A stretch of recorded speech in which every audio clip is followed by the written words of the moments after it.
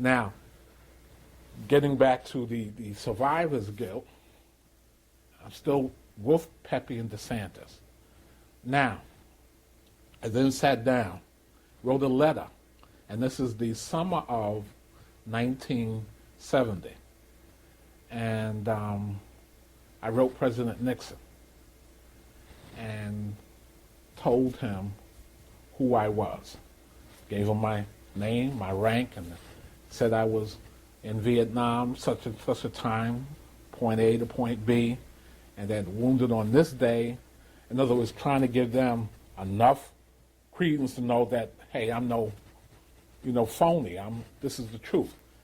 And that there were 3 other people who were in the bunker. And I was able to give 2 names. Pepe's name, I didn't know his full name. Mm-hmm. They could not find anything on Pepe. President Nixon, the White House wrote a letter back, said your request has been referred to the Department of the Army. I'm sorry, what did you request the White House I wanted to? their names and addresses of the next of kin. I see. I wanted the next of kin. But they could not locate and find out what Pepe's name was. Mm-hmm. Okay.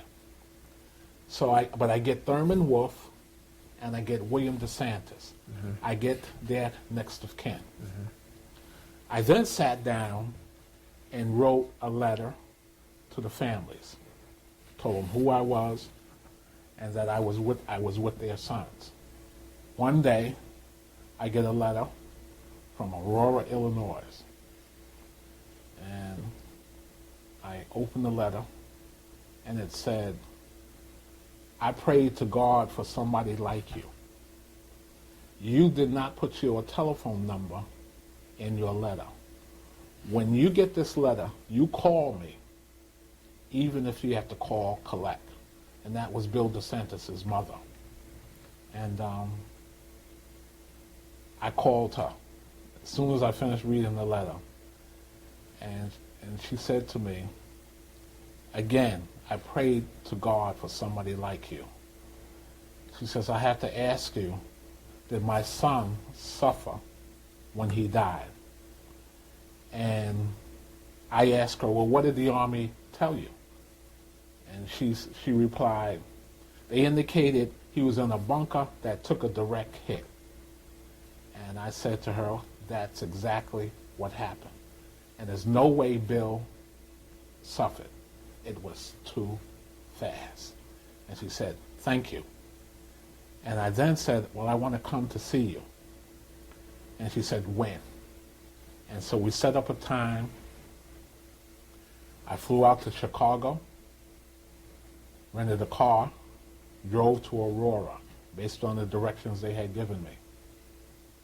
And they lived on a semi-farm. And I remember driving up like off this long road and then into their property. And the house was like off in the distance. And I drove up, stopped the car and got out, and there was a man on the lawnmower. And he stopped, and he looked at me, and I looked at him, and he said, you must be Mr. Wallace. And I said, you must be Mr. DeSantis.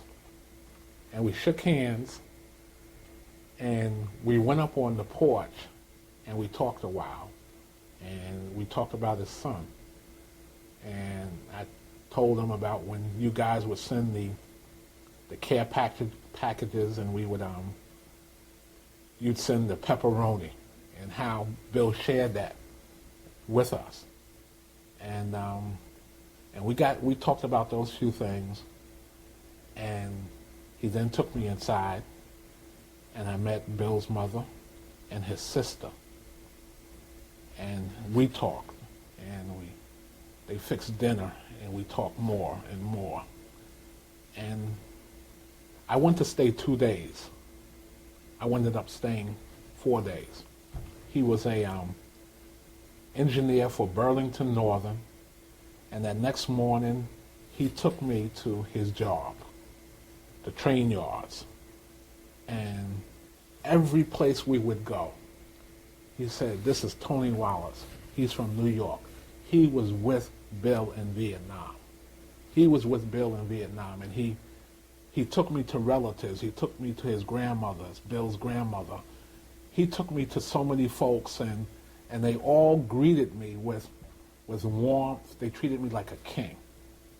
And then I have to say that there was no question about me being a brother, Bill being their family, being who they. There was no question, no feeling of anything where you'd be afraid, apprehensive to going into this setting. No way. It was the fact that he came from New York to see us because he was with Bill in Vietnam when he died. He took me to the college he went to. He even took me to the cemetery to see where he's buried. He took me fishing. And I really had never been fishing. Yeah. But he took me fishing, and the thing was we were able to talk, and I was able to share certain experiences that we had over in Vietnam.